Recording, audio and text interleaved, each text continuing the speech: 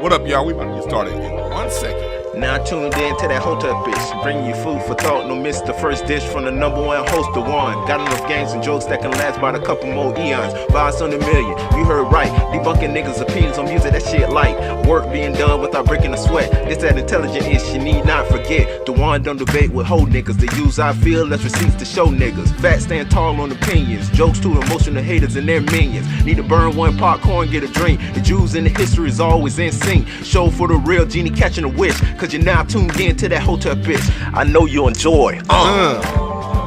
Yes, we are here. Shouts out to my man Rashad Givens for giving me that mix. For giving me those rhymes over Duncan's beat. Thank y'all for joining. Thank y'all for joining me today. We about doing, what's up, Lady B? What's up, Bossa Queen? Free Truth, J Smooth, Star, Elliot. Thank y'all for joining, Don Smith. I'm about to do what I do. Y'all know what I like to do. I like to call out the bullshit. I like to call BS when BS is happening. And I was gonna do some relationship talks today, and I'll get to it. I probably still will later on, but I wanted to get to this because it's like, come on now. We saw this coming.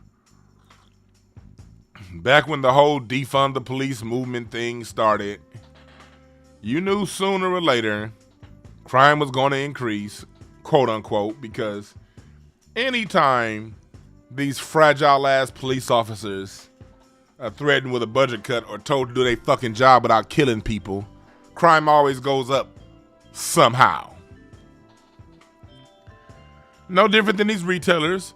2020 was a bad year for retailers, and the earlier part of this year with the shutdowns and lockdowns going on, retailers lost a lot of money last year. And in this corrupt, crime-ridden country, when retailers and businesses lose money, they commit insurance fraud and things like that to recoup the money, i.e. LA riots. I know a lot of niggas that stole something from the LA riots, but I don't know one motherfucker that brought a match and gas. But somehow all those buildings caught on fire. Niggas don't commit arson like that.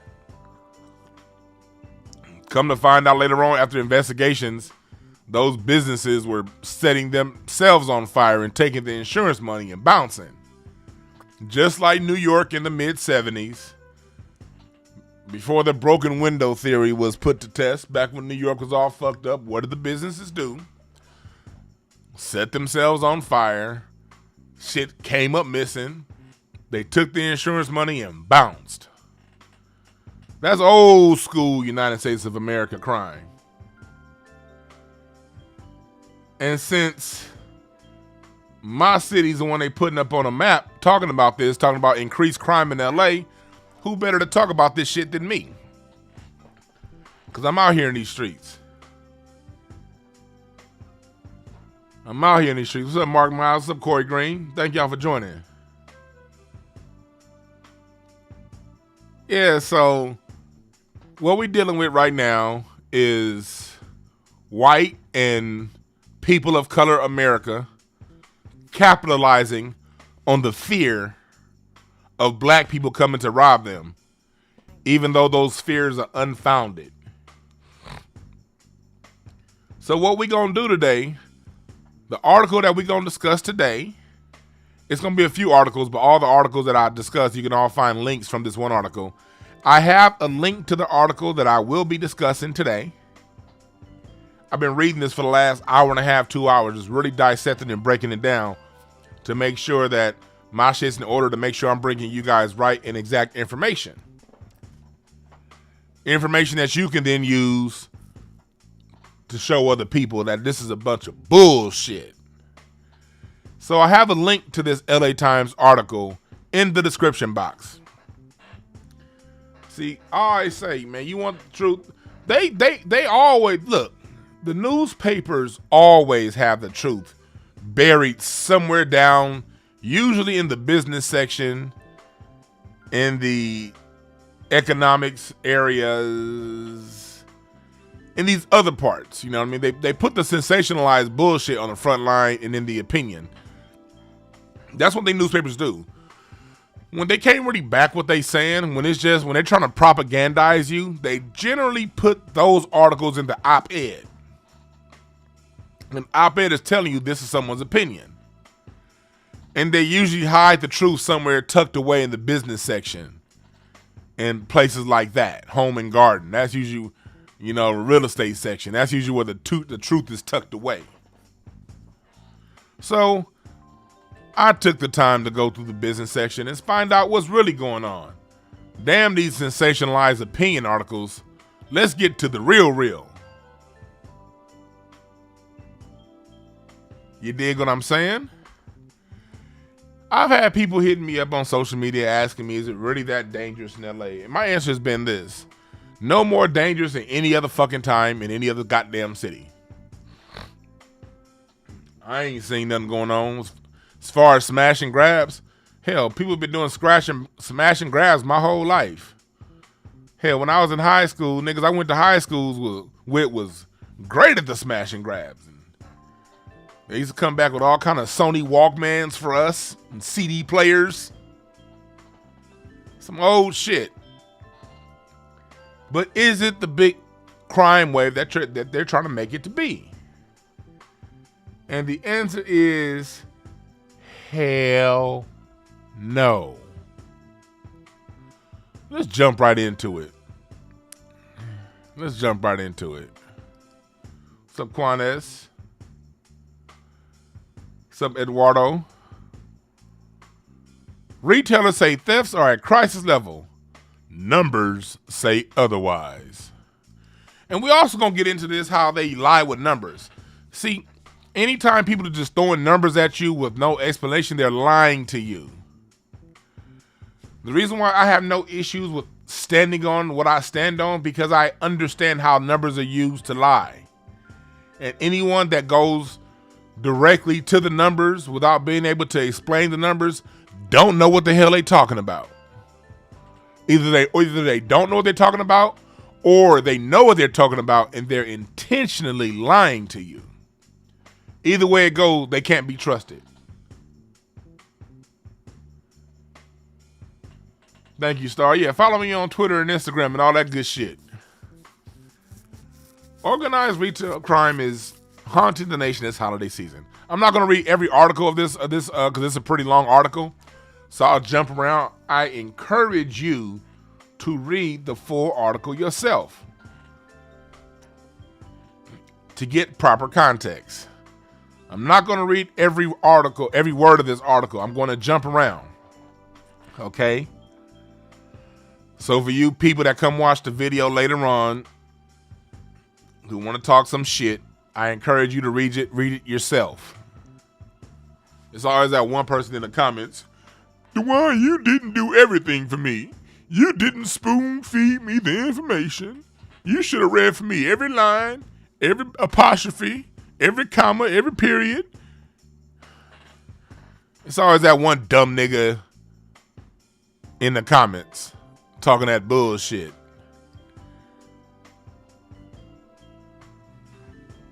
But we're here for the intelligent people, the people who understand.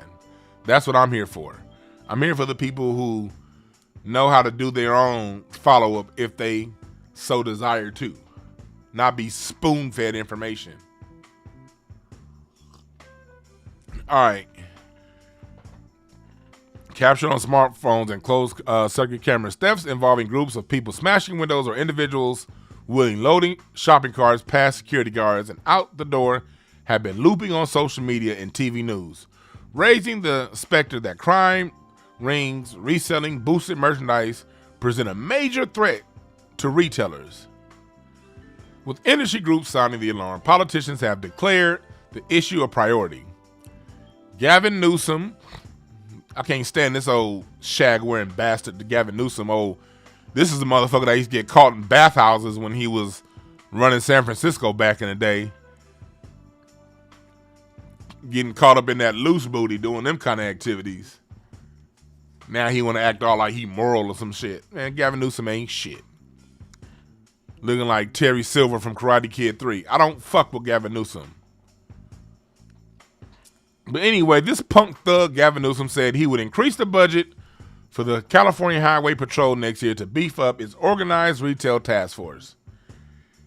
That right there shows you something. Whenever they see this here, look. This shows you something, people. Whenever these politicians are serious about solving a problem, or at least want to appear serious about solving a problem, they move money. We as a people got to get used to reading between the lines. You dig?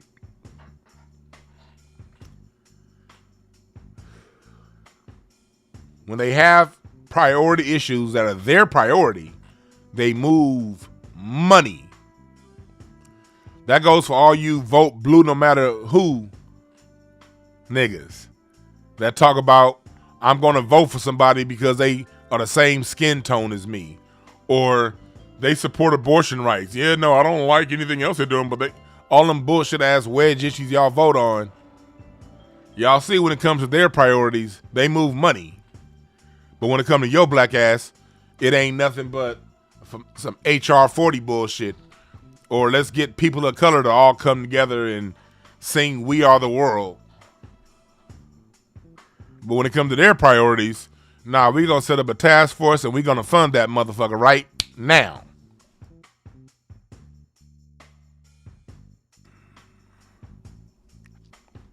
So he said he's gonna increase the budget of the highway patrol, and online marketplace companies and law enforcement Tuesday to develop strategy to fight organized retail crime. Although some retail and law enforcement lobbyists cite eye-popping figures, there's reason to doubt the problem is anywhere near as large or widespread as they say. The best estimates available put losses around 7 cents per $100 in sales. A nickel and a half. Can you imagine only losing a nickel and a half out of every 100 you make in profit? That ain't shit. Furthermore, what this article isn't saying is when it comes down to this, when it comes down to theft and losses, they're not pointing out that companies pad these losses into the price. We all pay extra money for items and goods because they're assuming a certain amount of theft and loss. So even when you see this 7 cents per $100 in sales on average, that amount, if not more, is padded in to the price. Just like insurance companies pad losses into their rates. When you buy insurance, a certain percentage of that money you're spending on insurance goes towards potential fraud. So retailers are covered already. So they're telling you right off the bat, boom, these niggas ain't losing shit. It goes on to say it's easy to get attention for sensational claims. However, particularly when they come from official sources, Rachel Michelin, president of California Retailers Association, told the San Jose Mercury News that San Francisco and Oakland alone, businesses lose $3.6 billion in organized retail crime each year. That would mean retail gangs steal nearly 25% of total sales in San Francisco and Oakland combined, which amounted to around $15.5 billion in 2019, according to the state agency that tracks sales tax. Can that be right? In a word, no. That cannot be right. Isn't this what I'm always talking about on this show, people? They put these people up there that have these official positions and they lie to us with numbers. You see how they lie with numbers? Numbers can tell whatever story the person telling the numbers want them to say. That's true in crime. That's true in business. That's true in basketball. That's true in any goddamn thing. Numbers are the primary means of deception. How many times have I said that on this show? Huh? Numbers are the primary means of deception. When they throw numbers at you without explanation, they're deceiving you. And this article right here is breaking down how this deception, this hoax, is happening right in front of us in real time. It goes on to say the country's largest retail industry group, the National Retail Federation, estimated in its latest report that losses from organized retail theft averaged $700,000 per 1 billion in sales, or 0.07% of total sales.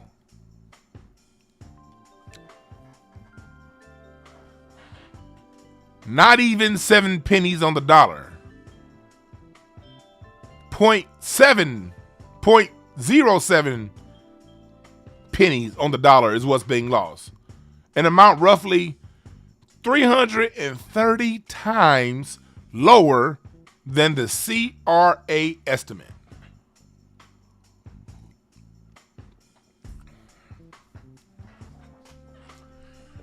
You see how they push fear? Just last week, you had people saying, if you want to come to LA, don't come to LA. Crime is out of control. We can't guarantee your safety. Look, let me tell y'all people, if y'all want to come to LA, they ain't never been able to guarantee your safety. That shit didn't start now. LAPD, LA County Sheriff don't give a fuck about your safety. They don't stop crimes. They come in after the crime was done and take a goddamn report, and they may or may not put a detective on it to find out what happened.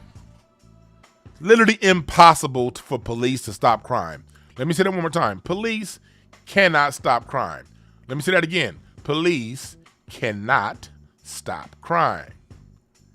The only way crime can be stopped is if it's dealt with on an economic level, going back to when you're 5 years old.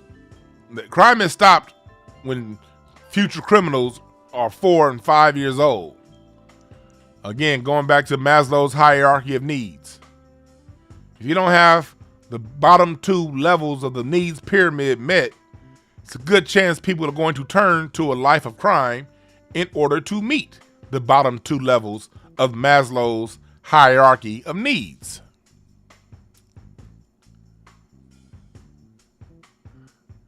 See, when I teach, I combine all areas of study because all of it works together. In school, they tell you about Maslow's hierarchy of needs over there and crime over here and make it seem as if they're 2 different things. No, they're families. One, in order to fix one, you got to fix the other. And as long as people are missing those bottom 2 levels of Maslow's hierarchy of needs, you're going to have crime. Okay? So in this article, they asked the organization how they arrived at that figure. A CRA staffer said there is no way of knowing exactly. So when asked how they reached this $3.6 billion figure, what did they say? There's no way of knowing exactly. All it took was one question to debunk all of their bullshit. One question. But what happens with most people? Most people don't question stuff, especially when white daddy tells it to them. That's how most Negroes act. If a white person in a suit tell it to them, it's the truth. That's how most Americans act in general. Let somebody white or white looking tell it to you in a suit, and you believe it. Fucking dumbass. They've been lying to you. Look, these motherfuckers didn't start lying with this story. They've been doing this shit. You can see it. You can predict it coming. I talked about on my show last year when defund the police was a major thing last summer 2020. I said, you guys, I forgot which show I said it on, but you guys can go back and look it up. I said you can expect an increase in crime. 2 reasons. The crimes that the sheriff department sees coming, they'll allow those crimes to happen to show how much they're needed. And the other reason why you'll see an increase in crime is because when people of unemployment go out, when people can't get jobs and can't get a fair shake economically, they will commit crimes. Oh, and number 3, whatever crime's being committed, the boring ass news is going to blow that story to high heavens. You can't make a left or a right without looking at these stories. They all work together. How much organized crime, retail crime affects the bottom line of business? The staffer said that the estimate was based on a back of the napkin calculation. Basically what he's telling you, the CRA staffer is telling you, they pulled that figure out of their ass, is what they're telling you. The same way ESPN arbitrarily pulls out stats. LeBron James was the first player to score 6 points in the first 2.5 minutes of the 38th game of an NBA season on the road. And you'd be like, man, see, shit, that's why LeBron James is the GOAT.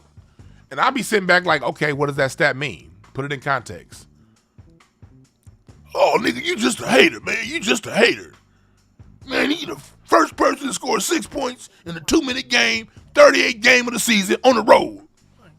Okay, well, what does that mean? I don't know what it means. ESPN said it. That's how you dumb niggas be sounding. That's why I don't talk sports with a lot of you dumb niggas. Y'all be going around throwing out all these goddamn stats and can't even explain the stats. All around the world, same song. It's the same game that gets played in every single funnel. Whether you're talking about sports, crime, business, whatever.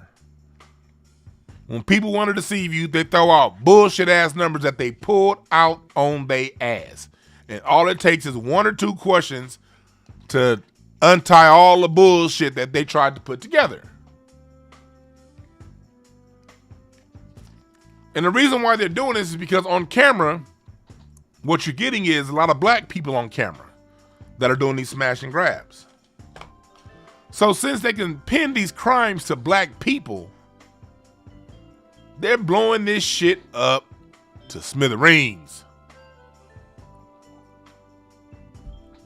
The article goes on to say if organized retail thieves steal $70 billion annually, and California accounts for 10% of the U.S., California losses add up to $7 billion, meaning the Bay is likely in the billions itself.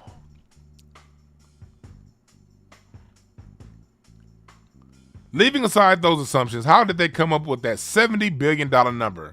The staffer pointed out to a report from the Retail Industry Leaders Association published this year. But that report didn't find that organized retail thieves stole $68.9 billion per year at all. It estimated that all retail crime combined, including employee theft, regular shoplifting, and fraud, added up to that number. You see how they did that? They take a real number, attribute it to what you see on camera, but don't tell you that that number, that what's on camera, has no correlation to the number that they gave you. You see how slick they are?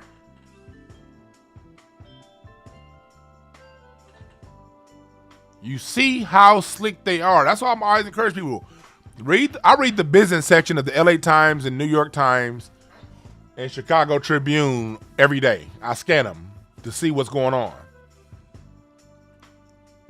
Because they always bury the truth somewhere in these articles. You just got to pay attention. They're not going to pick these reports up on CNN and talk about this report for an hour. They're not going to do that. At best, they'll make slight mention of it to appear as if they're being fair and equal and move on and spend the other 58 minutes of that hour talking about them goddamn lies that they know they're telling you.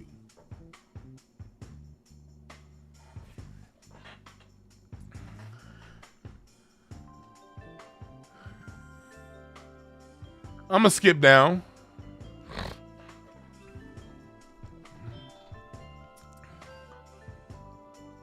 When asked where the number came from, Rich Rossman, vice president of Clear and sergeant with Broward County, Florida Sheriff Office, said that it was pulled from National Retail Federation's report. But the NRF puts all losses to theft and fraud from sources around $45 billion.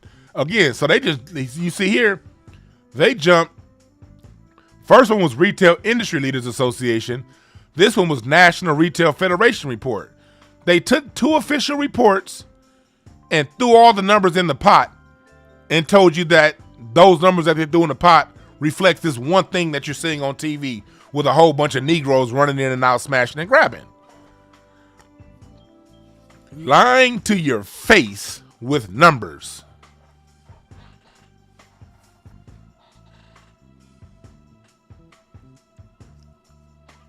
Lying to your face with numbers. Let's skip down. The $25 billion discrepancy between the figures touted by the two industry groups suggests the difficulty of quantifying any problem in an industry as splintered as retail. When it comes to organized retail crime specifically, the best estimates appear much smaller. Skip down. The latest report found that the total shrink, the industry term for all inventory losses from theft and fraud, internal and external, as well as paperwork errors, grew from 1.4% to 1.6% of sales average from 2015 to 2020. The estimated portion of those losses coming from organized retail crime grew from 0.045% to 0.07% in that same time frame. Basically, the amount of crime that grew was negligible.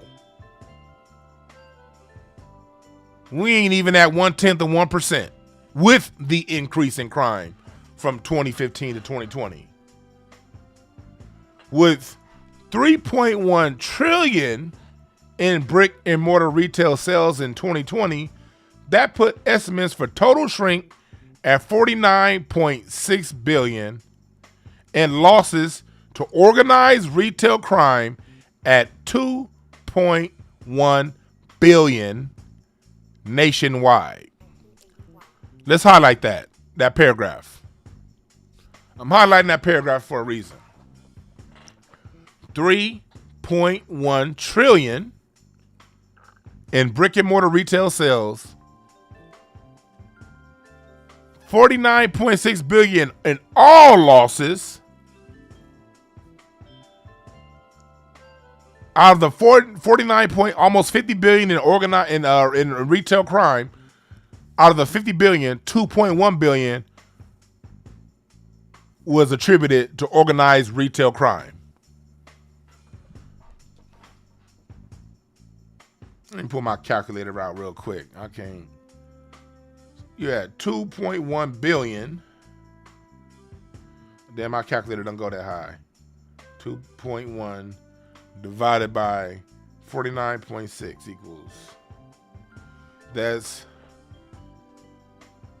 See? That ain't shit.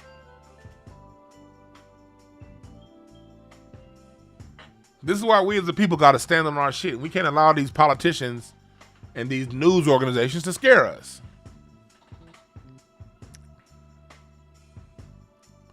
Look at this. Although NRF publishes its organized retail crime estimates each year, The group stopped publishing a detailed breakdown of the sources of shrink in 2019. But in 2018, this survey found that 35.7% of shrink came from shoplifting or organized retail crime, and 33.2% came from employee theft. What does that tell you? It tells you that that employee theft is just as bad as these smash and grabs. Both percentages have been declined since 2015.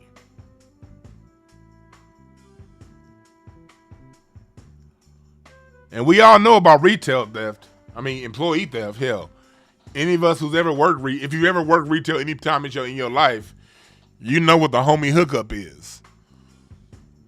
The homie hookup is a bigger problem for these companies than these smash and grabs.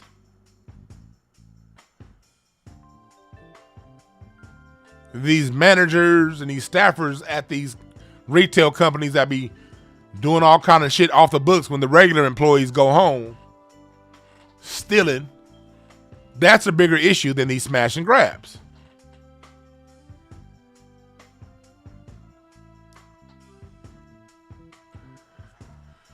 This shit gets even worse.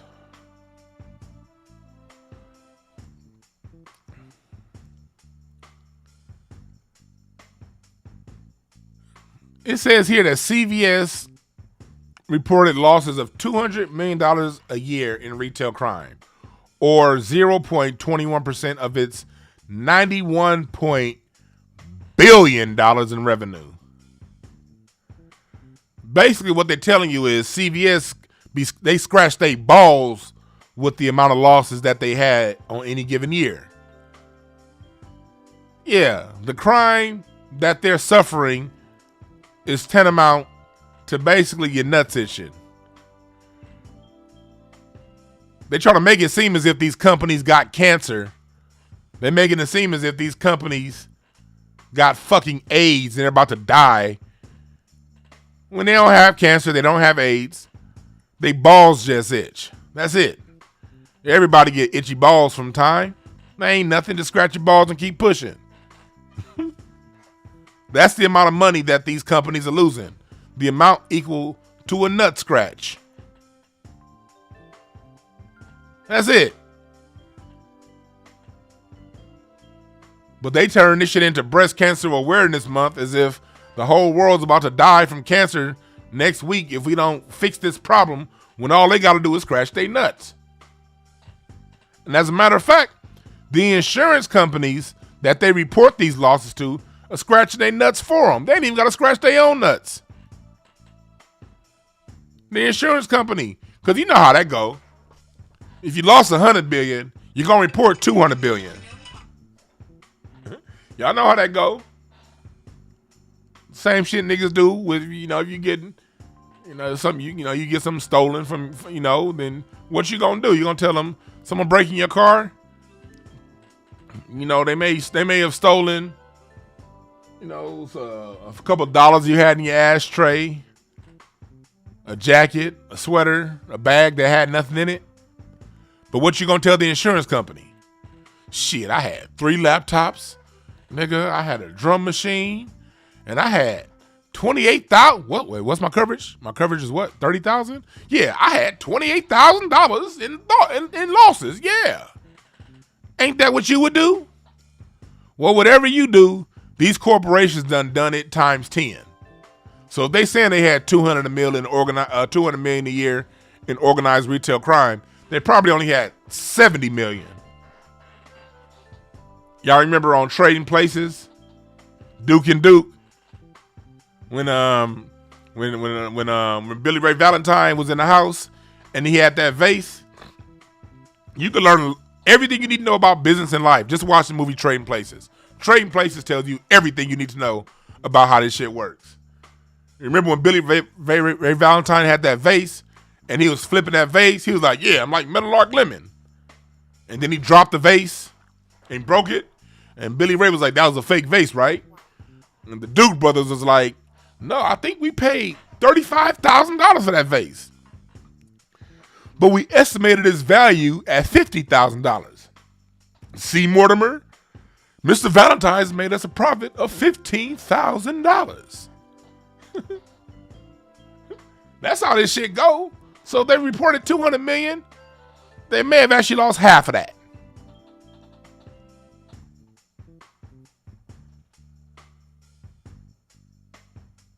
Always apply your common sense to this shit that you read. Even when they are halfway telling the truth like they are in this article, they never gonna tell you the whole truth. You gotta apply your common sense to get the whole truth. Nothing but the truth, so help you God.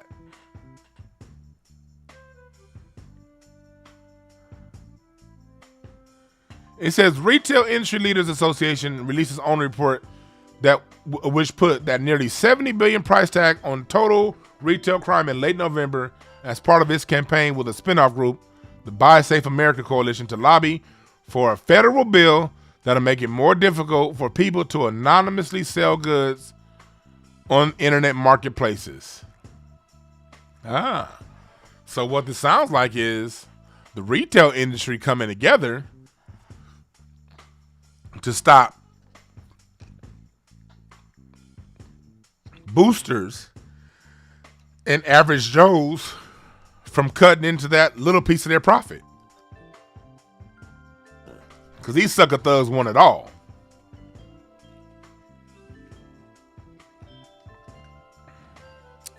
They're saying that the bill in its current form would inquire online marketplaces such as eBay, Etsy, and Amazon to verify the identity of sellers who make hundreds of sales or bring in more than $20,000 a year with their accounts. A group that includes Etsy, eBay, along with other online marketplaces, has endorsed the law, but the National Retail Federation, which counts Amazon among its members, has refrained from weighing in on it. So right here, we get what they're trying to do. What they really want to do is stop that internet secondary market. That internet secondary market is huge. Mind you, they already have padded into their costs the fact that people are going to steal. So question, if they get their druthers, if they get what they want, are they going to lower the prices? Answer is hell no. Let's go down here. At a local level, more up-to-date statistics sharpen the image of a waning problem. Property crime in Los Angeles is up 2.6% from last year, according to LAPD numbers published November 27th, but down 6.6% from 2019. The category includes shoplifting, personal theft, down 32% from 2019. Down 32% from 2019. The San Francisco Chronicle analysis of the city's shoplifting crime data showed that the number of monthly reports had changed little in the last 3 years, though it raised some major concerns about the accuracy of shoplifting reports to law enforcement. Smash and grab thefts are classified differently because they involve violence, trespassing in high-value halls, and suspects have been charged with robbery, burglary, or grand theft after recent incidents in LA and San Francisco. Here's the key right here. Let me go back to this sentence. Though it also raised some major concerns about the accuracy of shoplifting reporting to law enforcement. Basically, what they're telling you right there is these retail companies are lying. It didn't want to come out and say that Louis Vuitton and all these places are lying, but it still did. Right here in the article.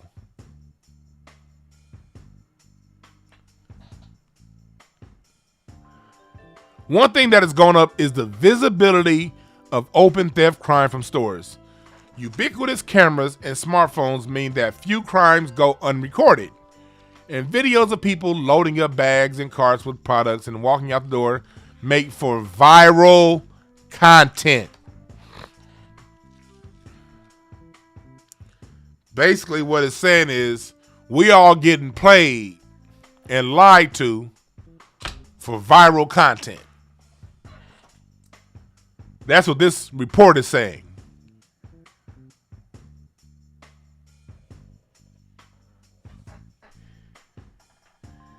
You guys can go through and read the rest of the article. I encourage you to. The article is in the description bar. Go back and read it word for word. They're telling us basically all this shit is a hoax. Crime ain't no different now than where it's been.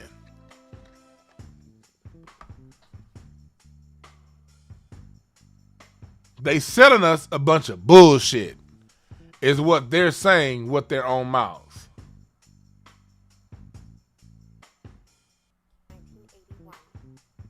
Meanwhile, as a people, we have to deal with it. We're the ones that, as black people, become the face of a problem that really doesn't even exist. I said it. We're becoming the face of a problem that don't even exist. They have more issues with employees stealing merchandise than smash and grab. They have more issues with white collar crime. What color are the people who commit most white collar crimes? Huh?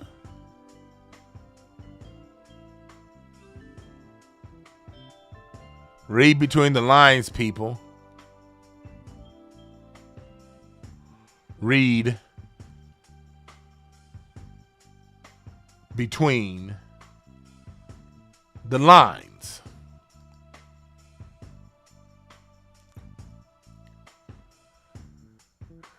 I'm going to go to break for 30 seconds.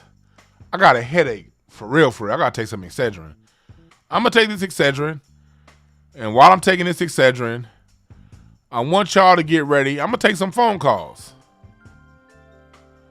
I want to talk to y'all about what's going on. Give me 30 seconds to take this Excedrin because my headache is, my head is pounding the shit out of me. And I'm going to take some calls when I get back. We'll be right back.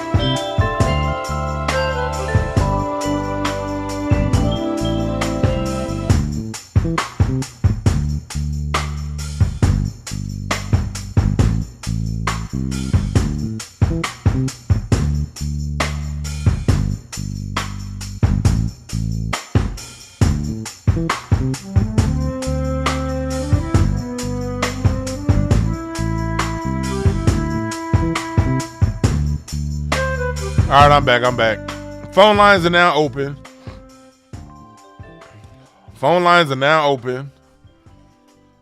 Took some Excedrin. Now I got some blue calcite. And blue kyanite. I got a black kyanite. Man. I don't give a fuck what nobody say. Crystals help you with headaches, for real, for real. Certain crystals, you put you put on that headache, and that should be good. Yeah, but we on the line. I want to hear what y'all think about this stuff, man. 323-744-7425. 323-744-7425. What do y'all think about them lying to us with these numbers? They do the same with marriage rates and divorce rates and all that shit. That was actually what today's show was going to be on, about how marriage rates are actually increasing. I want to talk to y'all about that, but that's going to be its own show. In the meantime, I want to talk to y'all and see what y'all think about what's going on with this bullshit. Because this isn't a victimless crime. Lying about statistics and putting a black face on that lie is not a victimless crime. What do you see right here? What's this image you have here on the bottom? A whole bunch of what people are going to assume niggas in hoodies. And what do white folks say all the time about black people in hoodies? It just feels so dangerous. What's up, caller? What's your name? Where you calling from? What's up, B? My name is Cassandra, and I'm calling from Houston. Cassandra from Houston. What's on your mind?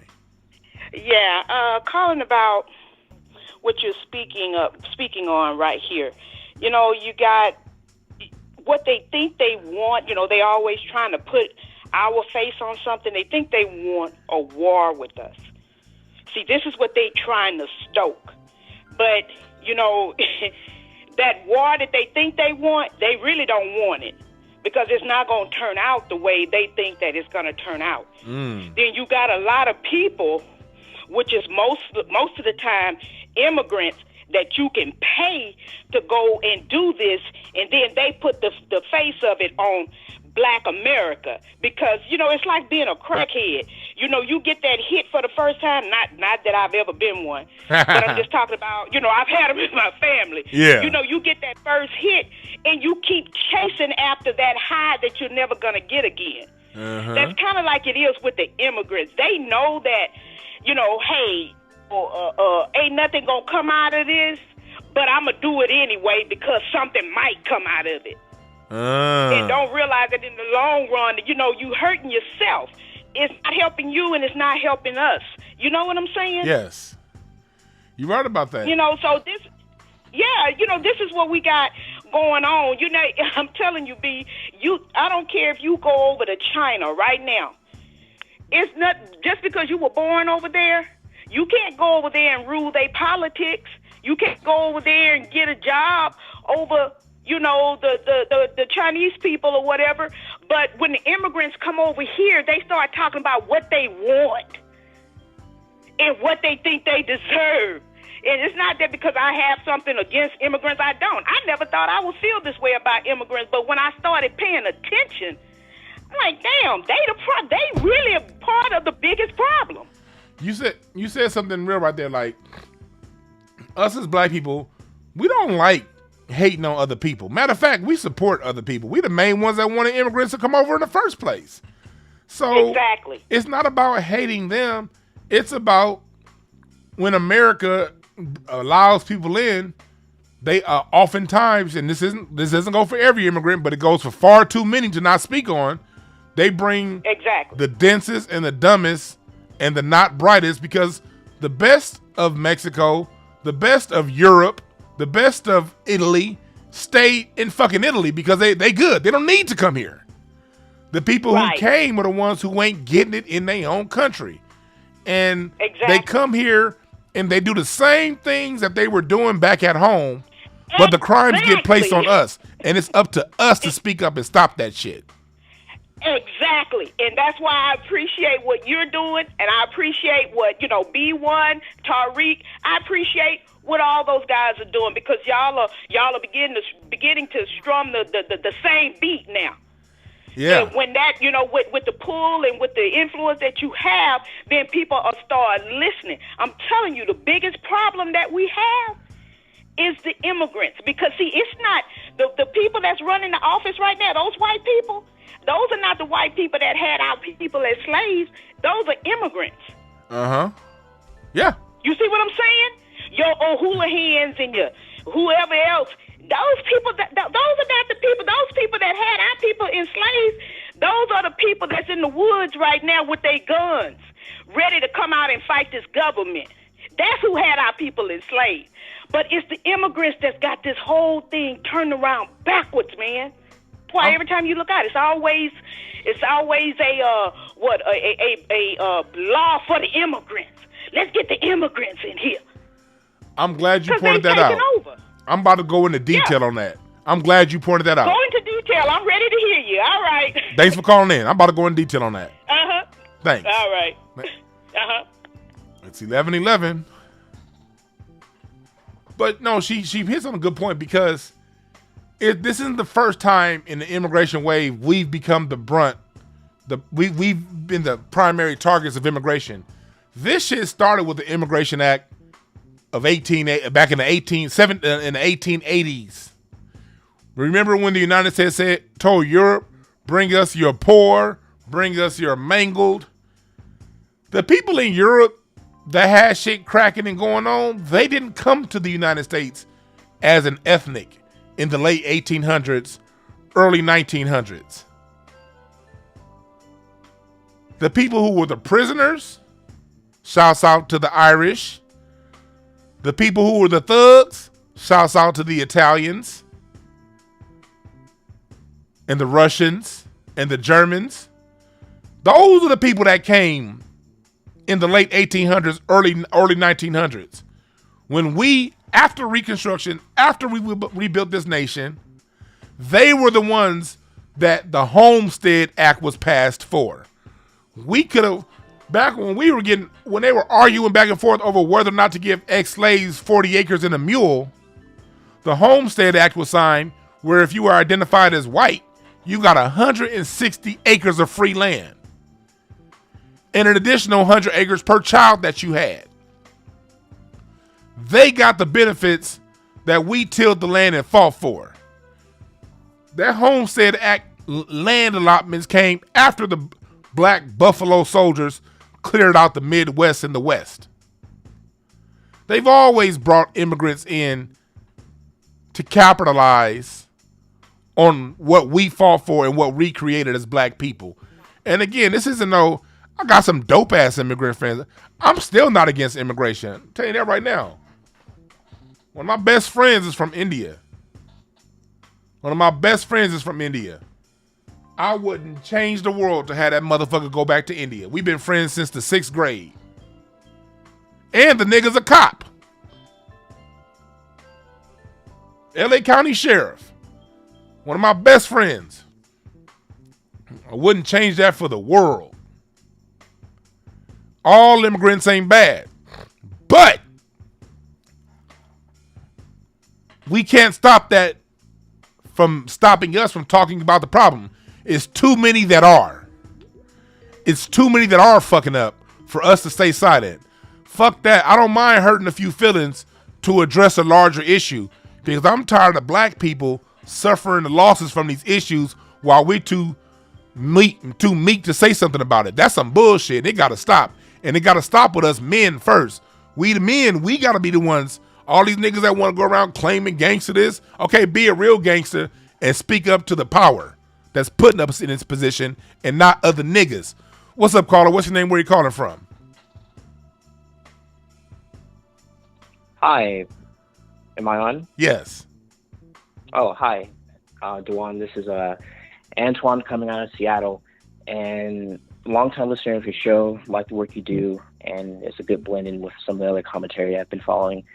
But I want to give my 2 cents on the whole situation and just bounce. But maybe, do you believe maybe that the normalization of black crime that they're trying to espouse is just work for what's to come?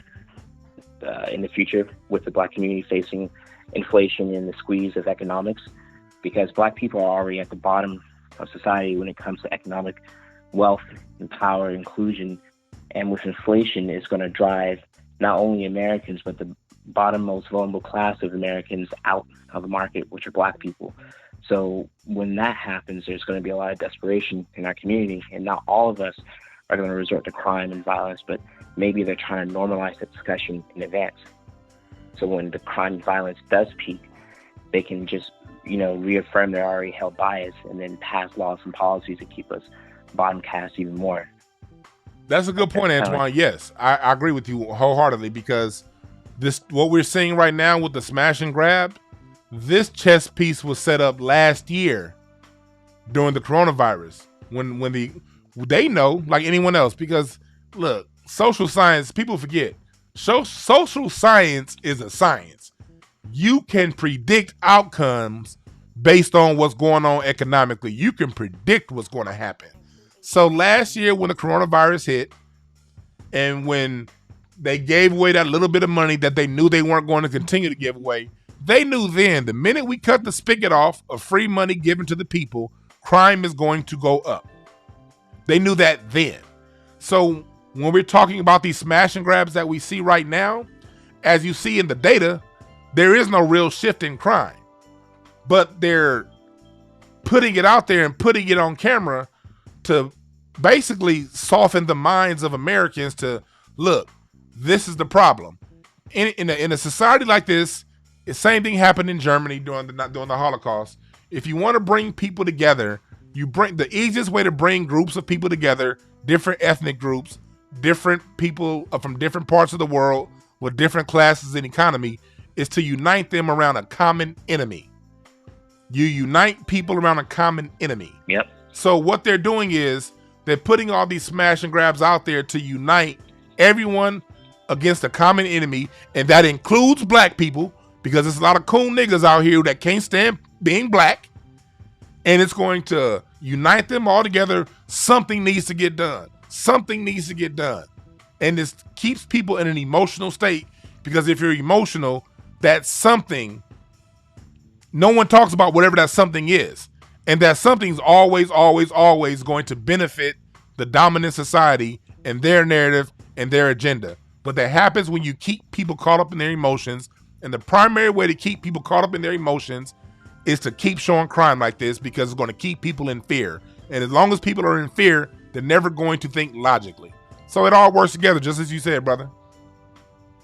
Absolutely, Dwan. Well, I'm going to pass the baton, but thank you for having me on and letting me voice my opinion. Have a good one. You too.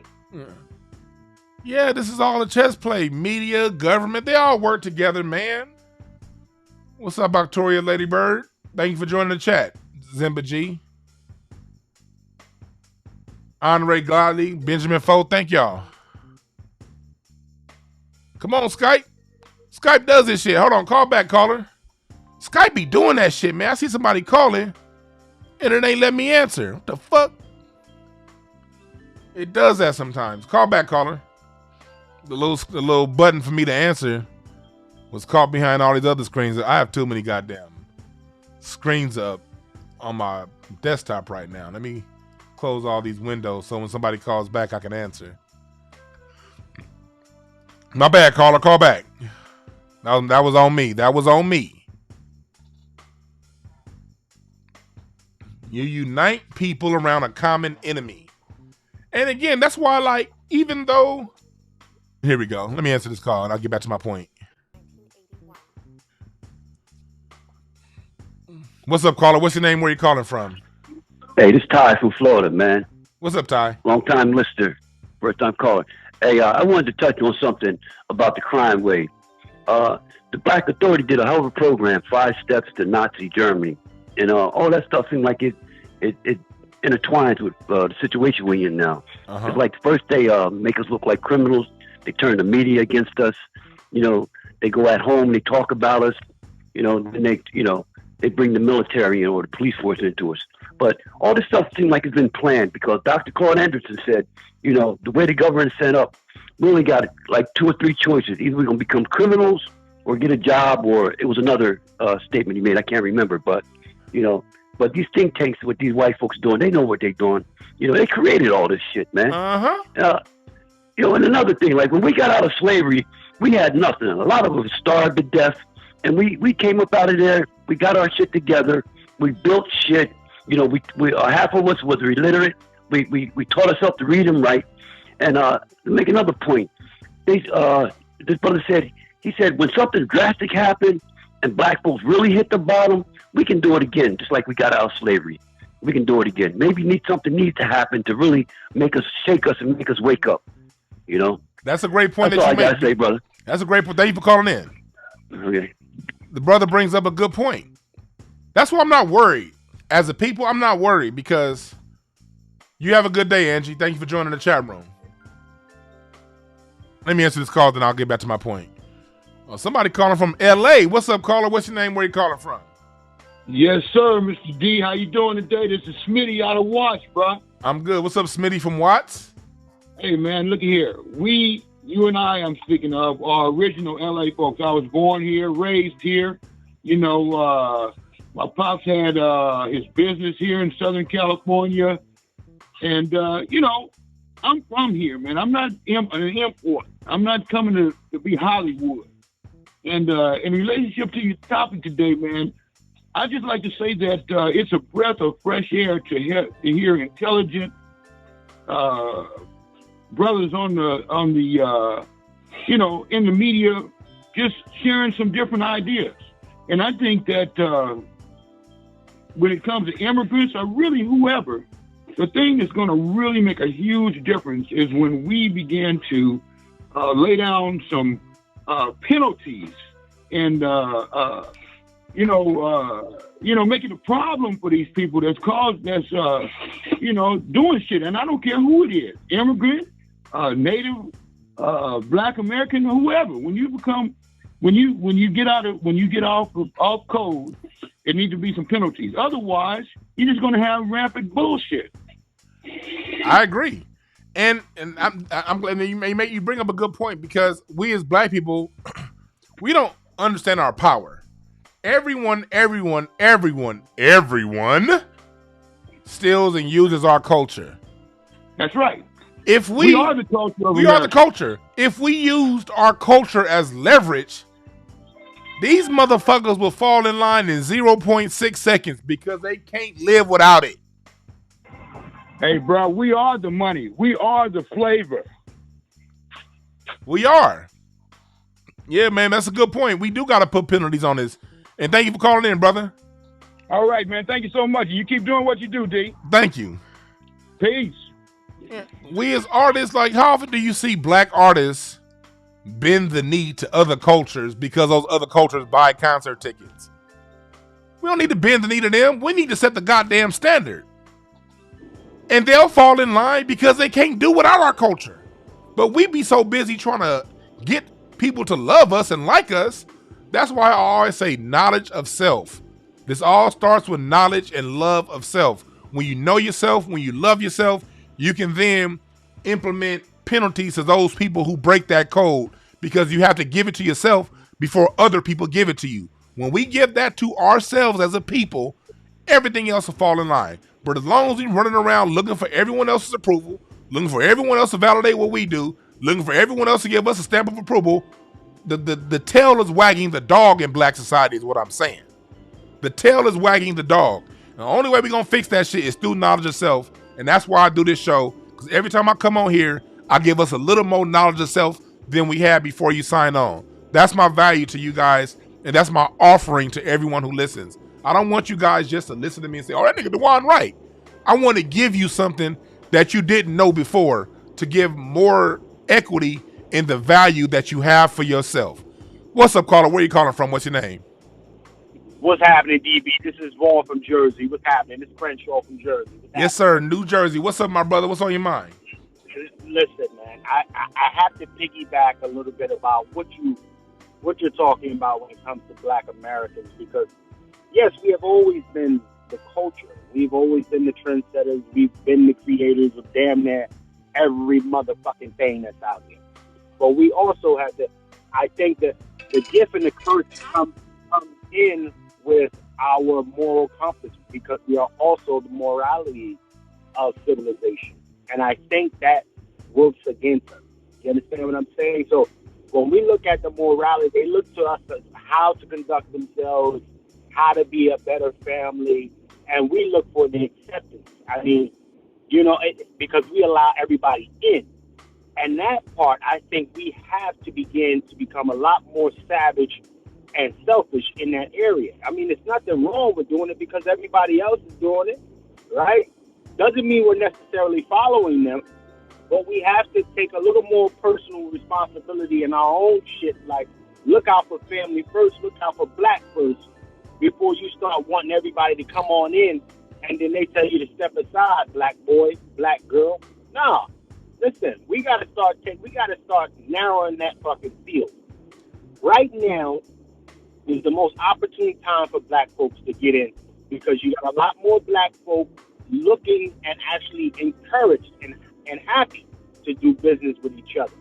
I think that this is an opportunity right here for us to really start gelling as a group, all right? And really start prioritizing what matters. There's plenty of good quality people out there, black people first and foremost, black Americans doing quality business. And I think everybody has to start putting those financial systems behind people who are doing the right kind of business. Stop with all of that shit. If you're going to get your wigs from a Chinese person, sit your ass down somewhere. I nigga said, sit your ass down. You understand? Like, listen, if you raggedy old niggas still going down to see Jose and cop your Cadillac, sit your raggedy ass down somewhere too. Because this is not what it's about. We got to pool the resources. We understand everybody talk about, oh, we got to come together. Oh, we got to stop with the woe is me and the cliches, nigga. Y'all come together. Just do it. Just do it, first and foremost. Y'all know how to quote Nike and shit. Well, how about you start putting it into action? You understand? Find a reason to do black. Find a reason to bake black. Find a reason to live around your people, black American people. Stop trying to convert and stop trying to be accepted. Be one. Keep doing your thing, brother Dwan B. I'll catch you on the flip side. Much love and appreciation, my brother. Y'all know like, let me tell y'all something. Y'all in the chat room that call in, y'all encourage me for real, for real. Y'all really do. I really fuck with y'all. Like, I really do.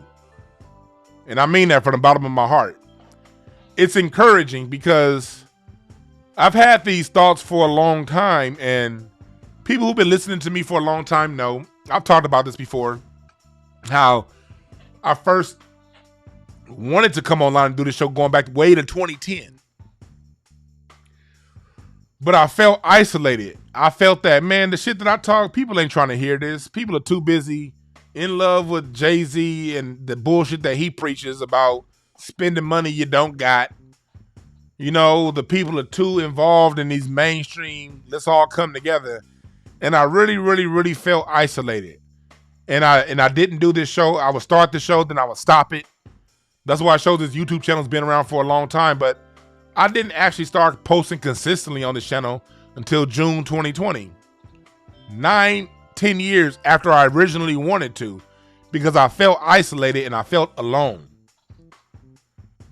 Listening to broadcasts like Professor Black Truth, The Black Authority, Tariq, and I'll always say this. When I would hear people call into those shows and hear what they were saying, that was the first time I realized that I'm not alone in how I think. I've always, look, my degree's in public speaking. I knew I was going to radio and public speaking back when I chose my major in 2002. But I thought my subject matter was over most people's heads and I wouldn't, it wouldn't happen.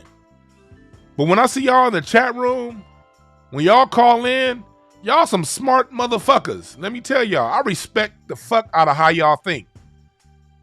I respect y'all for real, from the bottom of my heart. And it's encouraging. Because yes, I have the natural ability to speak and disseminate information. But I get the confidence to continue to do it because it's people out there like y'all who are all willing to think, and you frustrated like I'm frustrated at the bullshit they tell us on mainstream news. So I appreciate y'all for real, for real, for real. I really do. Yeah, Boston Queen, that last caller was fire. All my callers so far have been fire. Hell, I'm glad I opened up my phone lines.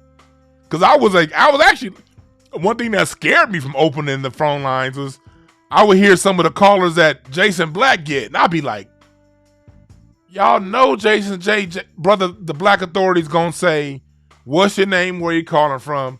You know when you calling to the Black Authority to give him your name, tell him where you calling from, get to your point, and get out.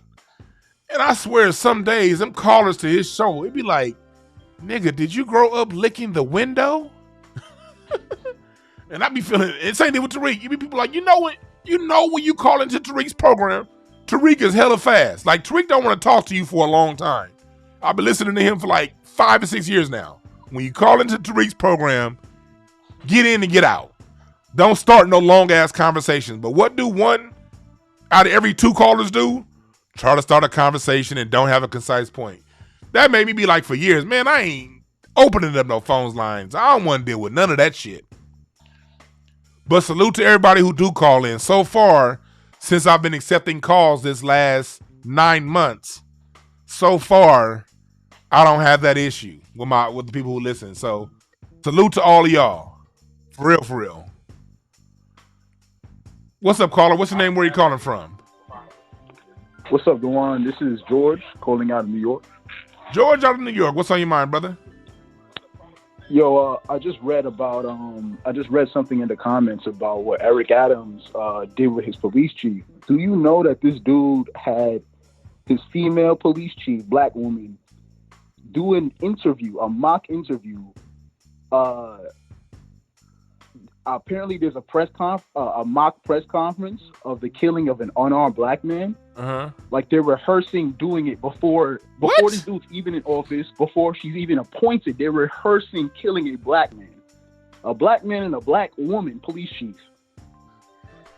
I didn't hear this. What should we do about this guy? Because he's going to be in for the next 4 years, and I know it's going to be disastrous. I know you heard about the voting of non-citizens. Like, what should we do about this guy for the 4 years? How should black people, react to, what goes on? Because there's going to be some straight up coonery by this guy. I see it already. Here's where I see it, and I'm going to combine this answer with something the previous caller addressed. Thanks for calling in. The way I see it is this: we've always had coons that sell us out in these positions. We had it here in LA with Mayor Tom Bradley.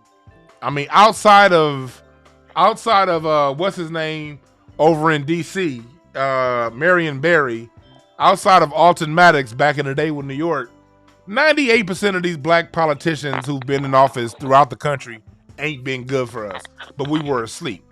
I think this is what we can do.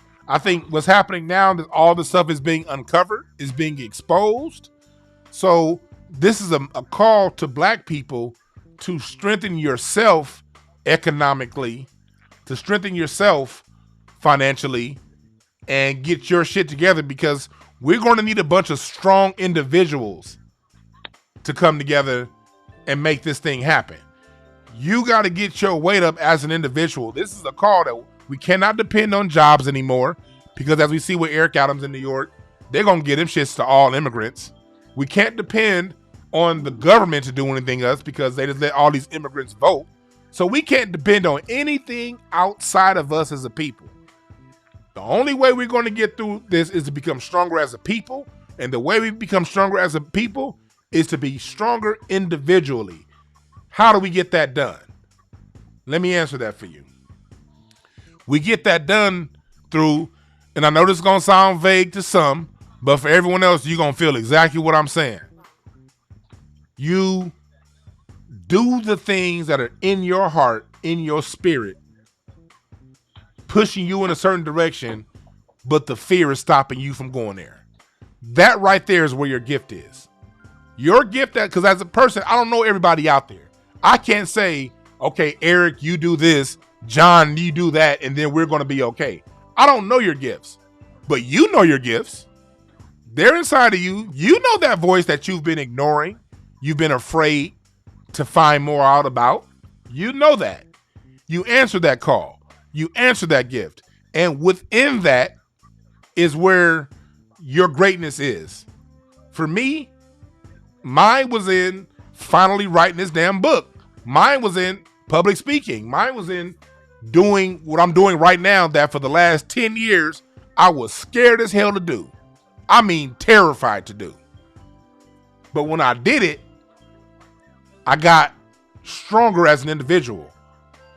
Things got more in line. I'm no longer dependent on my job because we're not going to get anywhere. If everyone has, now, I'm not telling everyone to quit their job, but as long as we're dependent on the system to give us our daily bread, it's going to limit what we can do.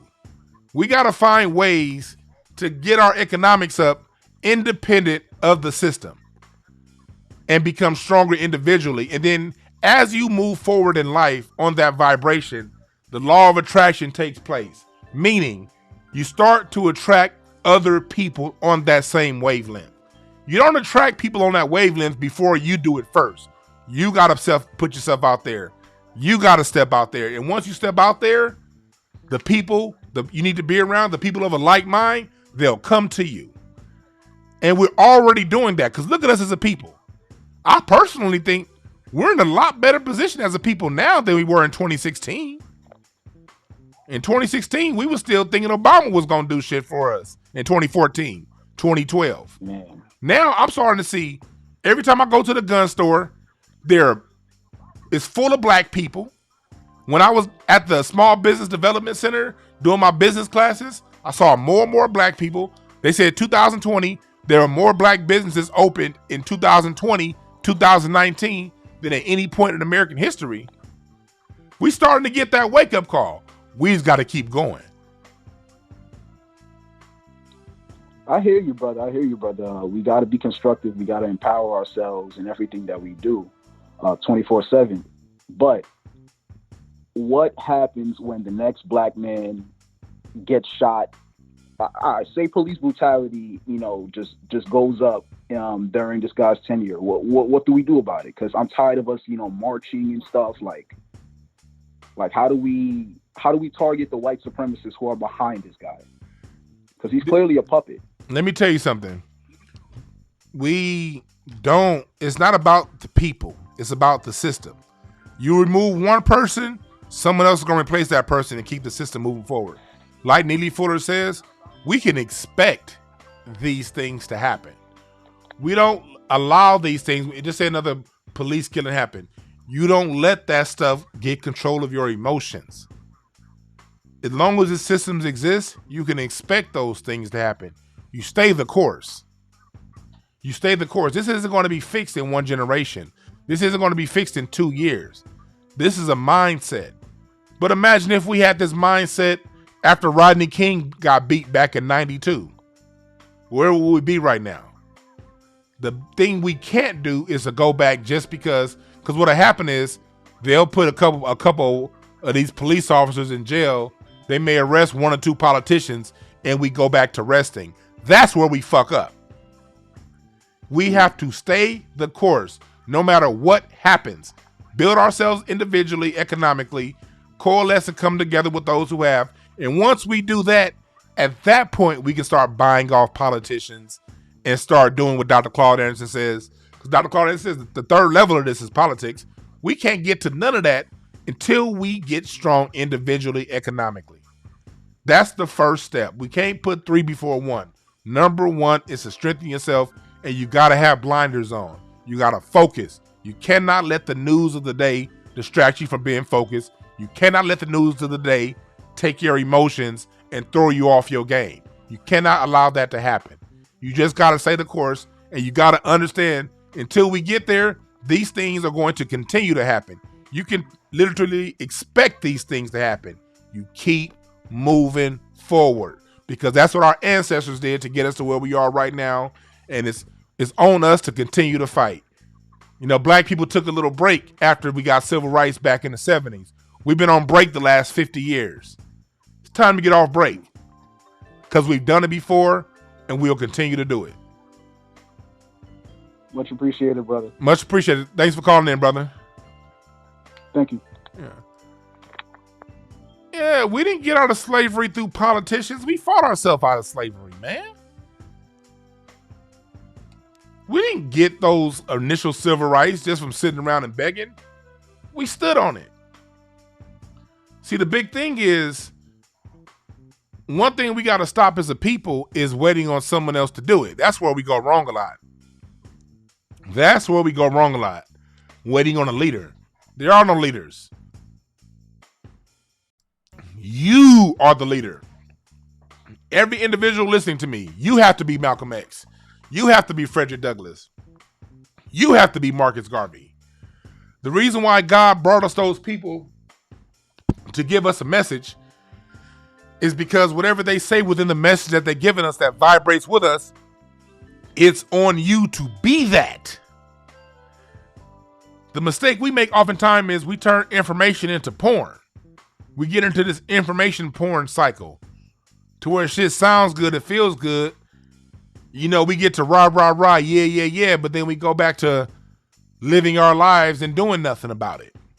You have to be Malcolm X. You have to be Robert Smalls. You have to be John Henry Clark. You got to be Dick Gregory. And when all of us take on that ideology, see, the problem we make as a people, we be arguing too much. Man, I don't know about Martin Luther King. I'm more of a Malcolm X person. Okay, great. Instead of arguing and complaining about who was better, whichever person you vibrate with more, you be that. If you're more Malcolm than you are Martin, then you live it. You don't wait for the next Malcolm to come on. You be the next Malcolm. It vibrates with you for a reason. Because that is already in you. It's on you to dig deep and bring it out.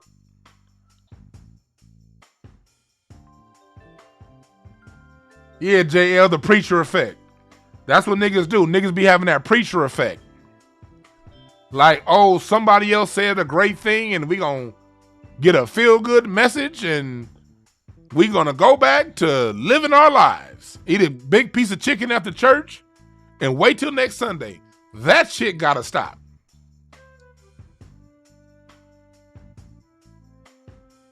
You right, Star said, I'm Scheherazade Ali, Harriet, and Ida. Yes. Yes. Yes. You have to be it. Because if it vibrates with you, it vibrates for a reason. It vibrates because that is already in you.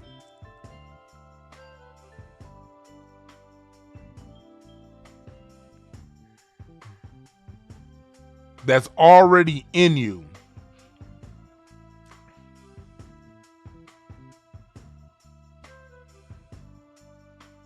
What's up, caller? What's your name? Where you calling from? Oh, my name is Maurice. I'm calling out of Bronx, New York. Maurice out of Bronx, New York. What's on your mind? Yeah, man, I'm listening to his show and everything.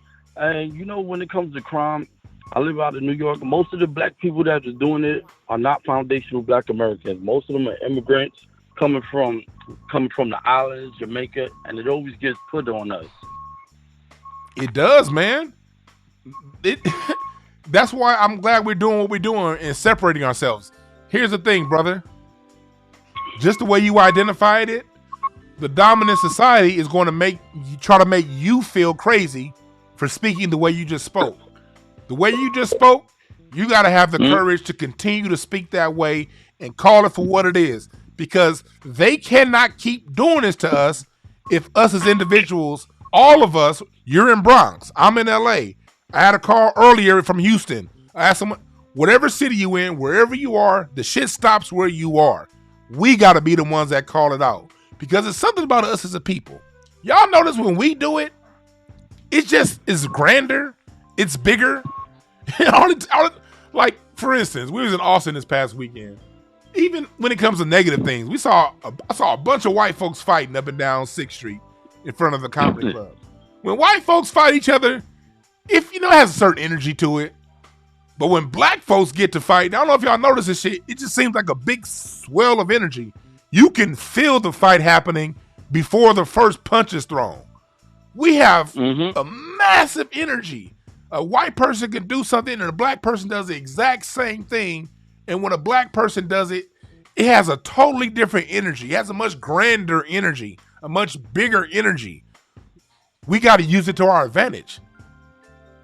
We got to know that we have that. And we got to be willing to step out and say these things. Because guess what? If you have a friend that's white, if you have a friend that's an immigrant, they know what's going on. And if they're a true friend, they're not going to be offended. Because a true friend doesn't take offense at someone fighting for their survival. The only people who take offense at someone fighting for their survival is someone who was never a friend to begin with. Absolutely. Thanks for love you so, bro. Keep doing what you're doing, bro. I appreciate it, man. Thank you for calling in. Peace. Thank you, Star, for the Cash App. I much appreciate it. Yeah, we have a big energy to what we do. We have to be unapologetic in our stance. And for me, this is the way I look at it. As much as I don't like to, I grew up in South Central LA, man. I got a bunch of non-black immigrant friends. People that I fuck with. One of the hardest things to do was to come out and speak the way I speak. Not because I was afraid to offend everyone. It's because I was afraid to offend the people who I know ain't on that bullshit. I was afraid to offend my best friend from India. I was afraid to offend certain former co-workers that I was hella cool with. But you know what I had to do? I had to say, the story being told correctly for the betterment of black people and black children is more important and of a higher priority than offending someone who probably don't like me anyway. Because if somebody's caught in quicksand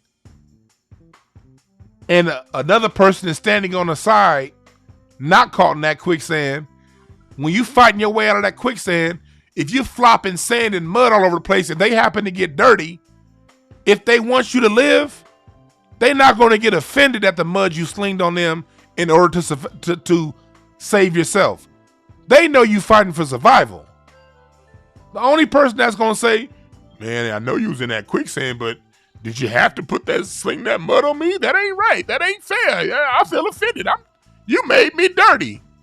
That's somebody who didn't mind you dying in the first place. Fuck they loyalty. They ain't loyal to you anyway. They ain't loyal to you anyway. It's about correcting the story, because how many more black children have to live a life thinking that they ain't done nothing in this planet? How many more generations of black children have to go around bearing all of the brunt of everything bad that happens to black society while receiving none of the awards of the greatness within us?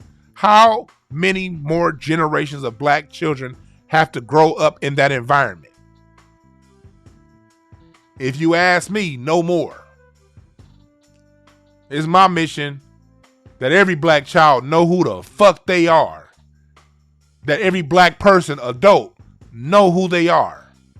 And if knowing who you are offends somebody else, then let them be offended. Fuck them and the shithole mama that shitted them out.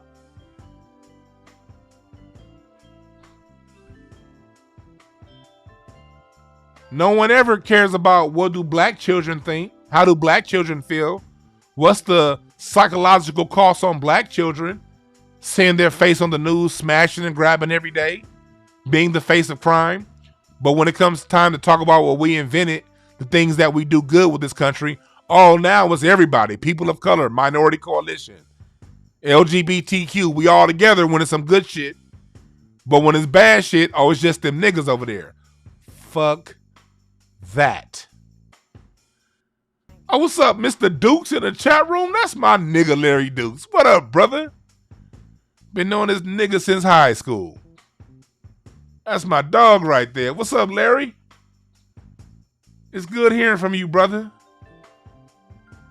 It's good hearing from you. Y'all telling me my man Larry Dukes is a goddamn accountant, but he a big black dude like me. How many niggas like me and Larry Dukes gotta walk around being the face of criminality when he got a degree in accounting and I got a goddamn college degree too, and I've done nothing but help people.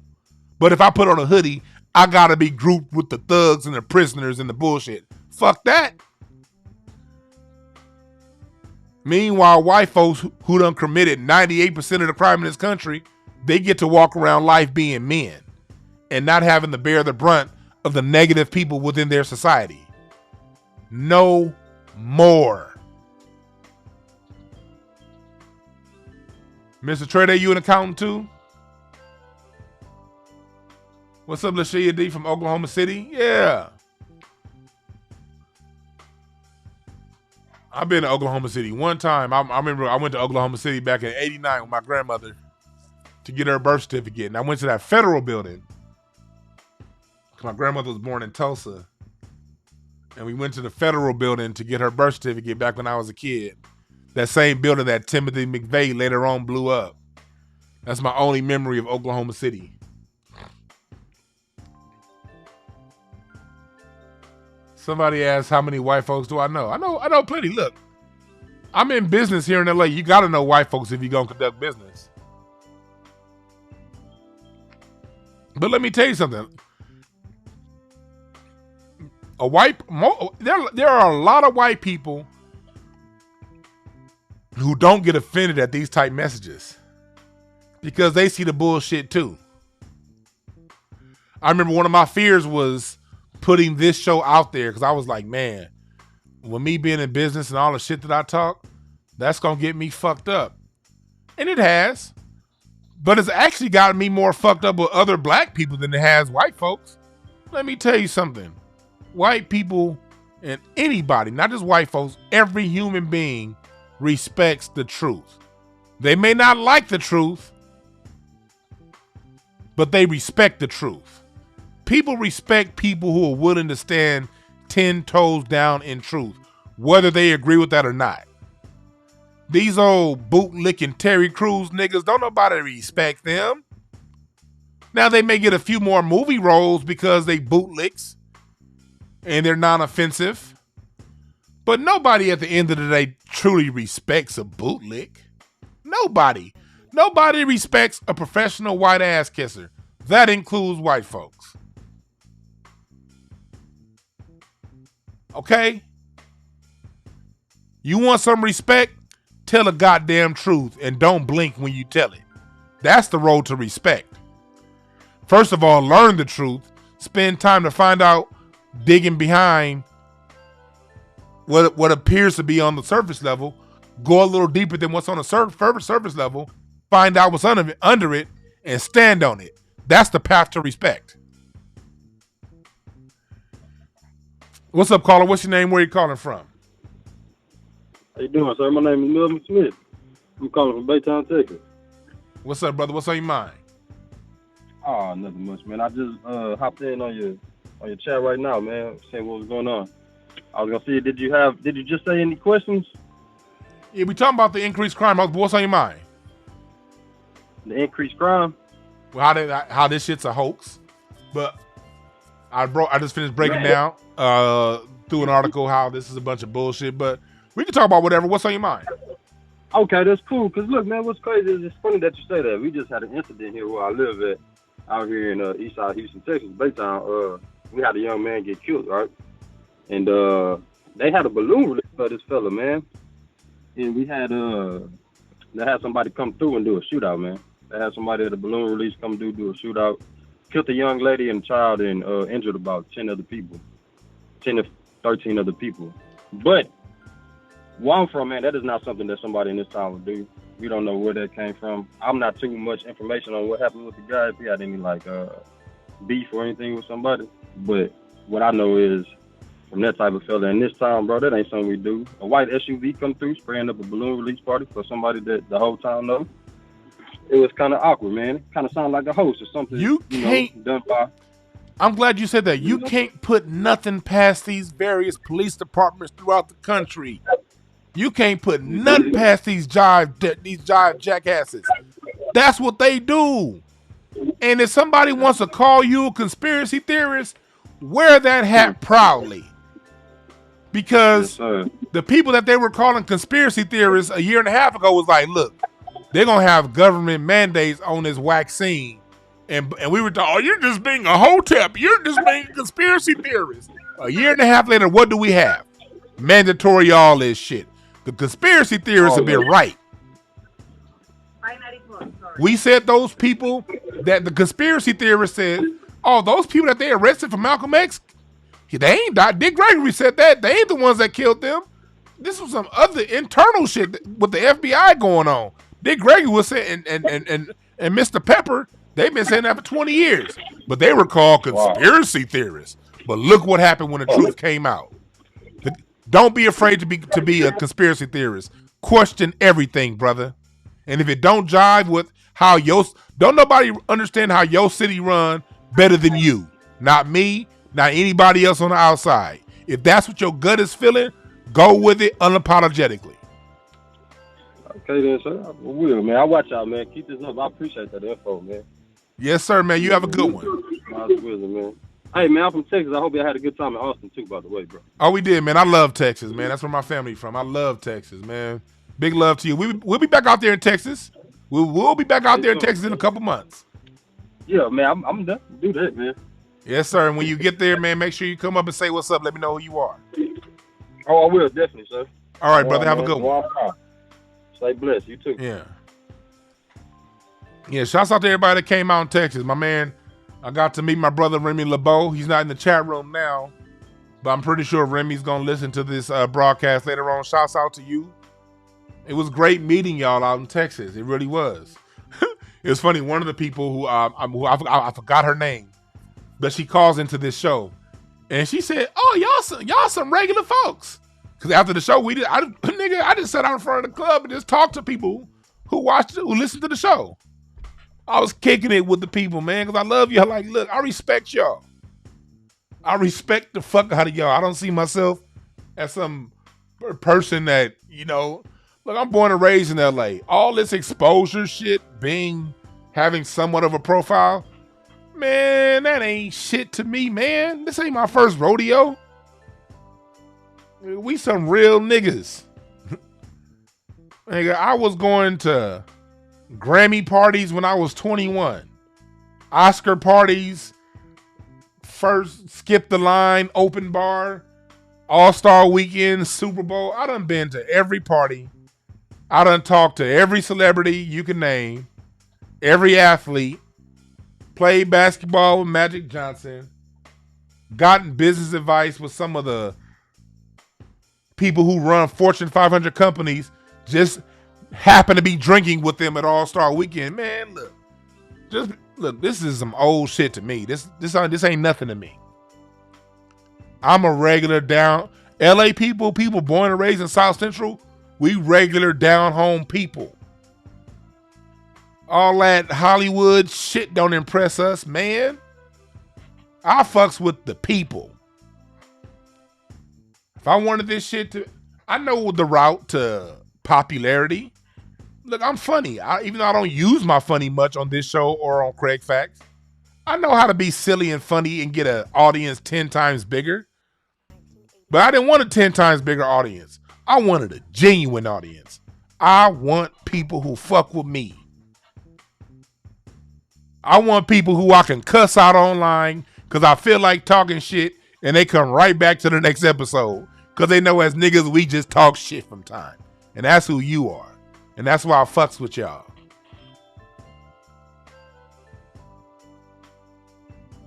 But question everything, man. Don't be afraid to be a damn conspiracy theorist. Conspiracy theorists be right. I really want to talk to you guys about relationships, but this here I had to get to. I want my next. Oh shit! I just dropped my black kyanite. Goddamn! Come on, black kyanite. Where'd you go? I just dropped my black kyanite and I cannot find it. My headache is gone though. Yeah, good point, Kirk Owen. That Whitey Bolt, that was a good documentary. It shows that the Department of Justice, FBI, them motherfuckers is corrupt as hell.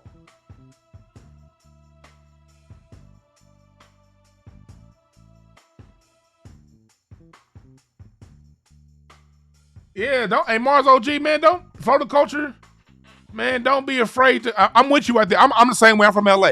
I don't run up to meet people. I really don't. I'm with you right there. I'm the same way.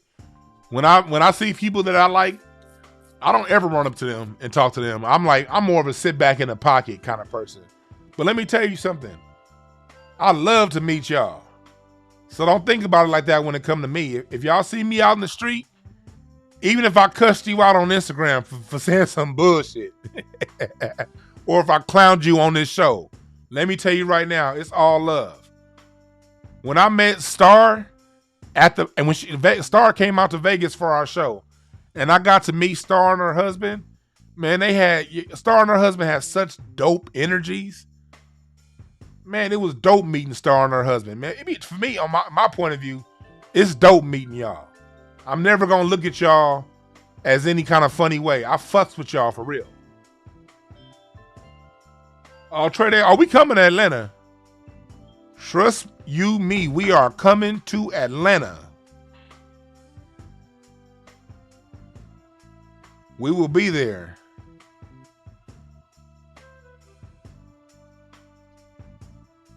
I fucks with y'all. Josh Hawkins said, all of them. See, I clowned the shit out of Josh Hawkins yesterday. He right back in it. I fucks with Josh Hawkins. Now when I see you in real life, I'm still going to talk shit about your 178-degree hairline that go from low to high. But it's going to be all love when I talk about your hairline. And I'm sure you're going to hit me with a fat joke and I'm going to laugh at it. Yeah. Yeah, I like the person that I've always been most inspired by is Frankie Beverly and Maze. Frankie Beverly, I've always wanted my career to turn out like Frankie Beverly and Maze. I don't need to be the most famous. I ain't got to sell the most records. All I want is every city I go to, a couple thousand people be willing to spend money to come out and see what the fuck I do. And be the shit to those people. I don't need massive crossover success. Fuck crossover. I want to be a service to my people. I want to be of use and of value to my people. That's what I want out of this. Frankie Beverly and Maze.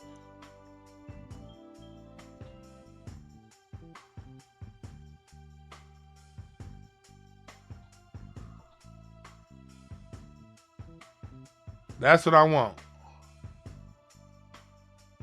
Frankie can't sing no more, but I guarantee. Hey, Quanez, you was at the show in Dallas. Was that show with Frankie Beverly and the Isley Brothers? Was that show sold out or near capacity? I bet you it was. Frankie ain't been able to sing in 10 years. But people gonna come out and see him because of the love that they have for him. And the reason people have such a love for Frankie Beverly is because he puts so much love in his music. And I try to put love in every episode that I do. It's love in every single episode. Sold out, exactly. We know Frankie Beverly can't sing. We know Ronald Isley is slowing down, but we still come out and fuck with them. Black people, here's something I figured out about black people. We give love and we love those who love us. The problem is a lot of these entertainers, they so hell-bent on crossing over and appeasing white folks and other people, they forget about black folks. And they experience temporary success with them other folks, But when them other folks are done and the new act du jour has come along and it's someone new to love, they stop fucking with that person. Then they want to come back to black people and then be like, see, man, black people don't support you, man. See, man, I ain't going to do the chitlin circuit. Man, black people, no. Y'all heard my interview with Mr. Bobby Rush, the great blues guitarist. Bobby Rush stayed loyal to the chitlin circuit. Black people who stay loyal to the chitlin circuit, black entertainers and people who stay loyal to the black people at the grassroots always fucks with us in return. Longevity. No, we may not get that instant gratification of immediate. We're not going to be on the cover of Rolling Stone magazine. We're not going to be Man of the Year on Time magazine. But the people fuck with us. And that's what matters the most to me.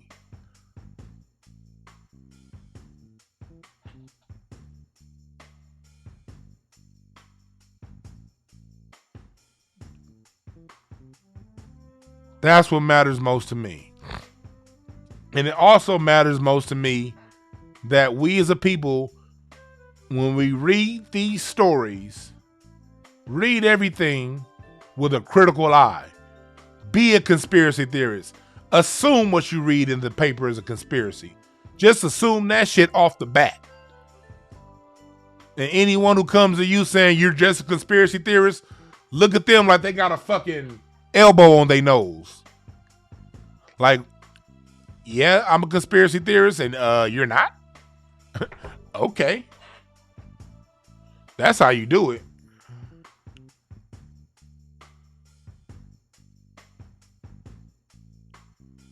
That's how you do it.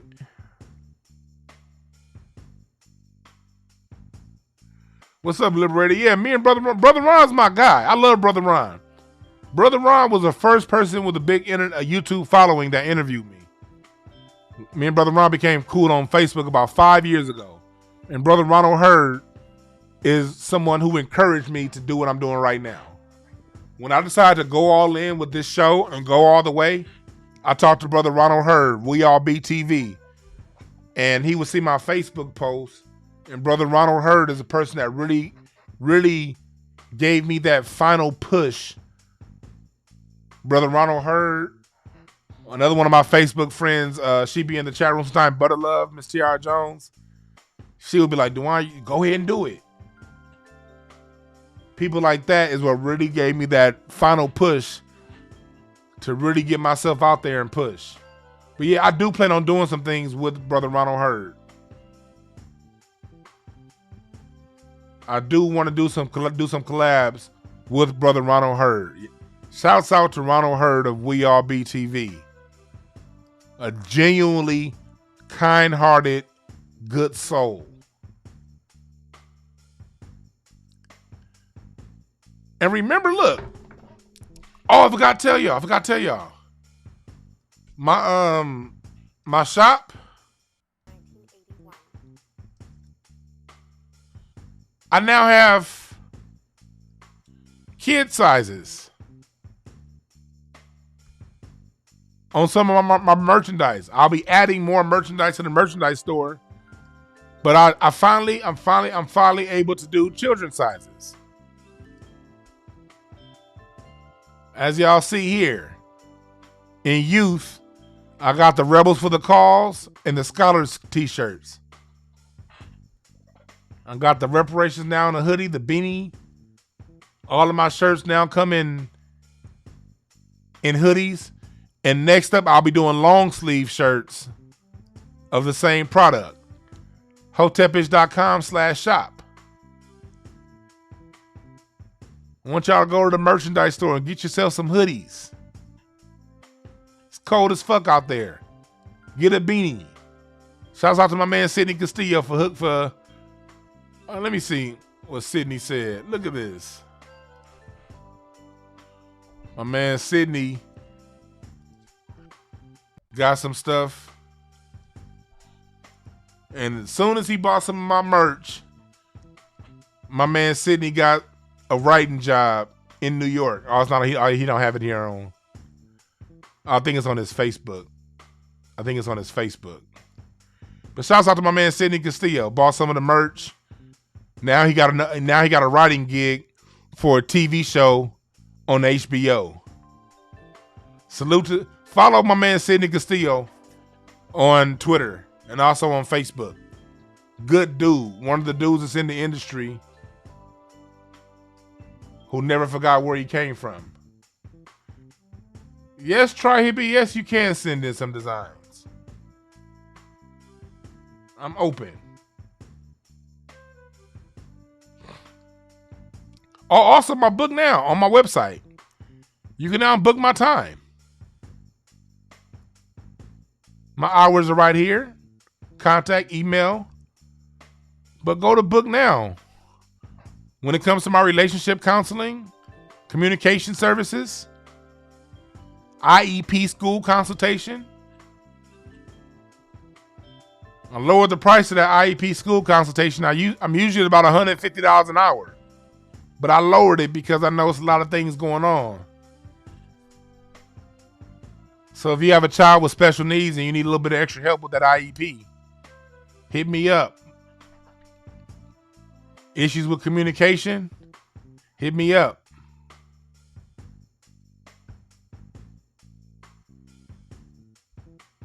Hit me up. And also email me your questions you have on relationships. Anything you want me to talk about communication-wise, relationship-wise, email me, hotepish@gmail.com. I'll make sure to cover that topic.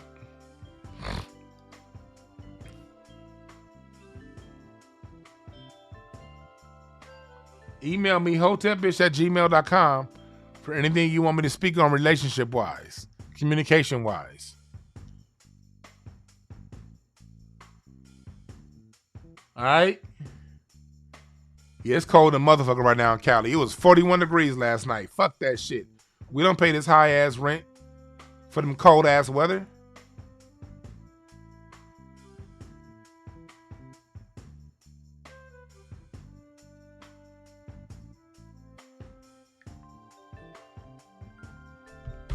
Yeah, but I'm about to get up out of here. Thank y'all for listening. Remember this. There are no perfect messengers, only perfect messages for those who are willing to pick up the game. Read everything with a critical eye. Love yourself. Give yourself all of the love that you're looking for. Frankie Beverly says it all the time in his song, Golden Time of Day. There is a line in that song when he says, when you feel deep inside all of the love you're looking for, don't it make you feel okay? Like the time of the day when the sun is going down. That's the golden time of day. The golden time of the day in your life is when you feel inside everything you're looking for. Give yourself love. Give yourself validation. Give yourself encouragement.